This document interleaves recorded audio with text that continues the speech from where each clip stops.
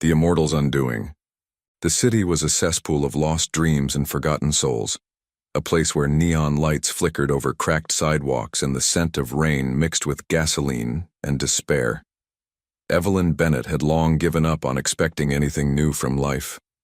There was a time when she believed in grand possibilities, in sweeping love stories and whispered promises under the stars.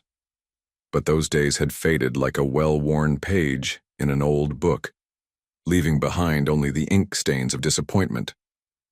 Now life was predictable, a routine of small comforts and carefully managed expectations. She had learned the hard way that excitement was often just a prelude to heartbreak, and she had no desire to relive that lesson. At 43, she had faced enough disappointments to fill an anthology. Years wasted on a marriage that drained more than it fulfilled, a career that had plateaued into monotony, and a string of almost relationships that never quite sparked the way she once foolishly believed they would. She had become a master of routine, of finding solace in small comforts, a strong cup of coffee, the rhythmic flipping of pages, the familiar weight of a whiskey glass in her hand at the end of a long day. The glitter of romance had dulled into something faded and brittle, a memory tucked away in a dusty corner of her mind. The notion of being swept off her feet had been buried beneath overdue rent notices, the aching loneliness of an empty apartment, and the endless parade of forgettable men who mistook politeness for an invitation. Love, as she once imagined it, was a fairy tale best left to younger, more foolish women. She had seen enough of the world to know that passion was fleeting, and that the only real, unwavering constants in life were the books that never failed her, the whiskey that burned pleasantly on the way down, and the quiet satisfaction of expecting nothing more than what she could provide for herself. But that was before she met him. It started on a bitterly cold evening, the kind where the air hung thick with the scent of damp pavement and the eerie glow of streetlights seemed to flicker in unseen patterns. Evelyn had just finished another long shift at the bookstore she managed, rubbing her temples as she locked up for the night. A low fog curled through the streets, muffling the distant sounds of laughter and muffled jazz drifting from hidden alleyways.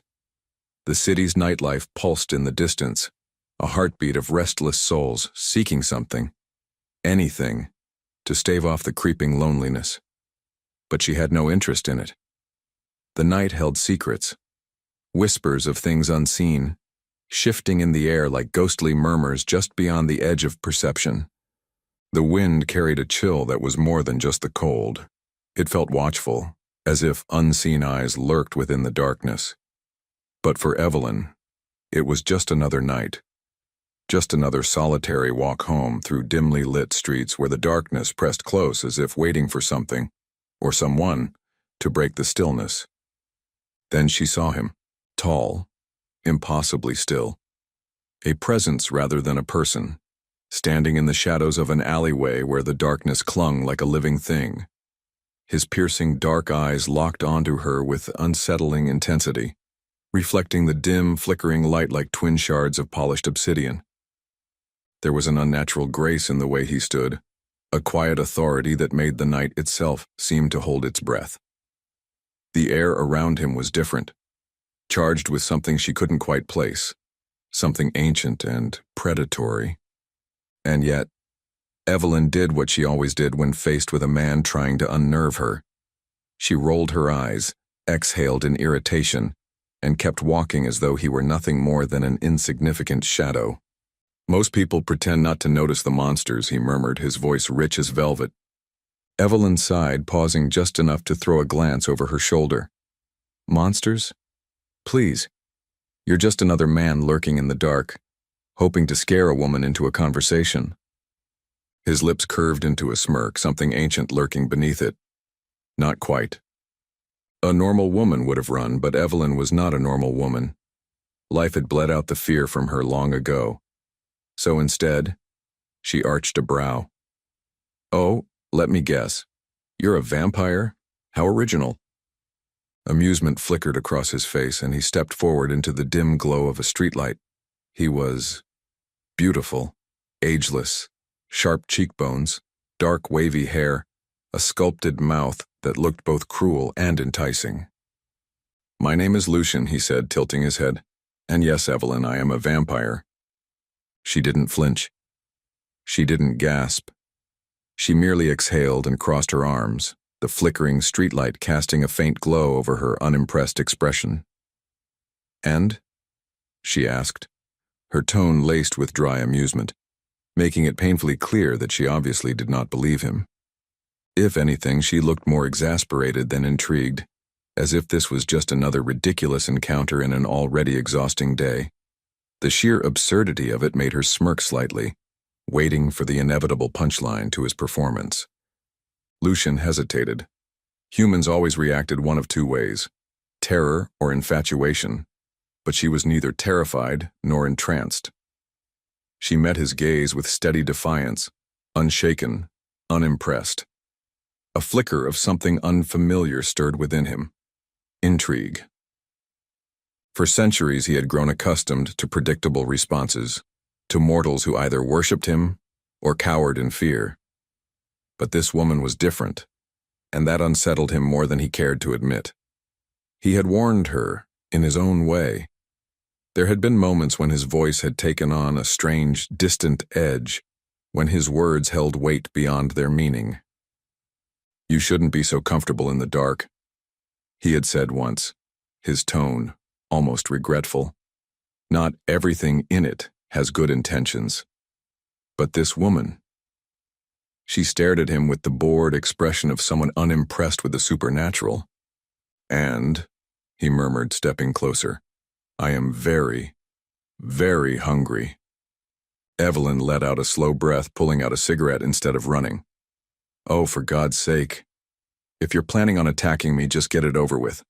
I've had a hell of a day." Lucian blinked. He had lived centuries, had fed on thousands, seduced hundreds, but never had he met a woman like this. His hunger receded, curiosity taking its place. "You don't believe me?" She lit the cigarette and took a drag. "Oh, sure I believe you, sweetheart. I've just reached a point in life where very little surprises me." That was the moment Lucian knew he was doomed. Over the next few weeks he sought her out, though there were moments when it felt less like pursuit and more like protection. She couldn't ignore the way his gaze would flicker to the shadows behind her when they walked together, the way he sometimes positioned himself between her and the rest of the world, as if shielding her from something unseen. At first, Evelyn found it irritating. A man claiming to be an immortal vampire haunting her steps, appearing at the bookstore, waiting for her on street corners. It all felt absurd, as if she had been thrown into one of her own gothic novels. She dismissed his claims outright at first, brushing him off with dry humor and an unwavering skepticism that only seemed to amuse him more. But Lucian was nothing if not persistent. Instead of lurking like a predator, he sat across from her at bars, bought her drinks, and listened. At first, she dismissed it as a game, another layer of whatever elaborate act he had committed to. But there were moments, small, fleeting moments, when she found herself relaxing in his presence. When she caught herself leaning in, genuinely engaged in his stories, forgetting for a moment that she was supposed to remain unimpressed. She would never admit it aloud, but there was something about the way he watched her, as if she was the only person in the room that made her feel seen in a way she hadn't in years. He shared stories of distant pasts, of kings and wars, of cities long since crumbled into dust. At first, she assumed it was some elaborate act, a character he had committed to so deeply that even his confidence in the role was convincing. But then came the moments that unsettled her. The way he moved, too fluid, too silent. The way his skin never seemed to warm, no matter how many drinks they shared. The way he always seemed to know when someone was watching them, turning just in time to catch unseen eyes before they could linger too long. The true test came one evening when he casually asked if she'd like to see proof. Evelyn hesitated, caught between her ingrained skepticism and the nagging feeling that maybe, just maybe, there was something different about him. She had dismissed his words so many times before, rolled her eyes at his cryptic remarks, but now, standing beneath the glow of the bar's neon sign, she felt something unfamiliar, a sliver of curiosity she couldn't quite shake. "Proof?" she echoed, crossing her arms. And what exactly would that look like? If I show you, will you finally stop pretending I'm just another delusional man playing dress-up? He asked, a smirk playing at his lips. Evelyn had crossed her arms. Go on then. Impress me. He led her into the alley beside the bar where the dim city lights barely reached. Before she could roll her eyes again, he stepped back into the shadows. And then he was gone. Not walking away. Not slipping behind a corner. Simply gone. As if the night itself had swallowed him whole. Her breath caught in her throat, her heartbeat hammering in her chest. She turned, ready to call his bluff, only to find him suddenly standing behind her, close enough that she felt the cold whisper of his presence before she even saw him. Believe me now, he murmured. For the first time, Evelyn had no clever retort, no biting sarcasm. Just a quiet, unsettling understanding that she had stepped into something far beyond the realm of what she had believed possible. And yet, despite everything, she still wasn't afraid. He was fascinated by her wit, her bluntness, the way she refused to be charmed no matter how many times he tried. She did not swoon at the mention of immortality, nor did she gasp at tales of his power. Instead, she questioned him, challenged him, poked holes in his stories with the sharp skepticism of a woman who had seen too much to be easily fooled. She had seen enough liars, enough heartbreakers to know that even monsters were predictable. And yet, he was not like the others. There was something about the way he spoke, the way he carried himself, that felt too precise, too ancient to be an act. He noticed details about the world that no one else did, the way the moonlight shifted over the rooftops, the way people's heartbeats changed when they were nervous. His presence was intoxicating, but not in the way of a cheap thrill. It was deeper, heavier, like stepping into a world she had only glimpsed in books and dreams. And despite herself, despite her resolve, Evelyn found herself drawn further into his orbit, unable to dismiss him as easily as she once had. Because Lucian was persistent. He refused to be just another passing figure in her life, another forgettable story tucked away in the corners of her mind. He challenged her in ways she didn't expect, showing up when she least wanted company, but somehow always leaving her with something to think about. You know, you could just leave me alone, Evelyn muttered one evening as they sat at the bookstore after hours, the air heavy with the scent of old pages and freshly brewed coffee. I could, Lucian admitted, lounging in a chair across from her, watching her with quiet amusement. But I won't, she scoffed. That's supposed to impress me? I've had men try harder. Lucian smirked, his dark eyes gleaming. Have they lived long enough to know the fall of empires? Have they seen the stars shift in the sky over centuries? Evelyn arched a brow. And yet here you are, a so-called ancient being, spending your time pestering a middle-aged woman who prefers books to company. Shouldn't you be out seducing naive young things who still believe in fairy tales? Oh, I tried that once, he said, feigning a dramatic sigh. But they bore easily, and they bore me even faster. You, on the other hand, are the first person in centuries who hasn't fallen at my feet in either terror or worship. It's refreshing. She rolled her eyes but couldn't quite suppress the smirk tugging at her lips. And despite her best efforts, Evelyn found herself looking forward to his presence, to the verbal sparring and the unsettling, intoxicating way he seemed to genuinely see her. He told her of his past, of wars fought in the shadows, of centuries spent watching humanity rise and fall, of betrayals that had long since lost their sting, and victories that felt hollow with time. He painted vivid pictures of the Renaissance, of Paris in the throes of revolution, of empires that burned and kings who met their end beneath his watchful gaze. His voice carried the weight of centuries, a smooth, hypnotic cadence that should have drawn her in. But she listened not with awe, but with the detached curiosity of a woman who had read too many Gothic novels, who had seen enough of life to know that stories, no matter how grand, were always laced with exaggeration. Still, there was something in his words, a consistency, a quiet sincerity that made her wonder. Was it possible that he truly had walked the battlefields of history, whispered secrets into the ears of rulers, watched the world shape and reshape itself as he remained unchanged? And yet here you are, she mused one evening, swirling the last of her whiskey in the glass, spending your immortal nights irritating a woman who values her solitude. Lucian chuckled, his fangs flashing in the dim light. Perhaps it's because you don't believe me. Perhaps I enjoy the challenge. Evelyn smirked. Or perhaps you're just lonely. For once he did not respond immediately. He simply watched her, something unreadable flickering in his gaze before he finally said, perhaps. I don't do romance, girl, she warned him one night as they walked along the river, the city lights reflecting on the water. I don't fall for dark, brooding men who think eternity is a selling point. Lucian smiled, his fangs flashing briefly. Then what do you fall for? Evelyn smirked. Whiskey, books, a good night's sleep. Lucian chuckled, something warm settling in his chest. Something he had not felt in centuries.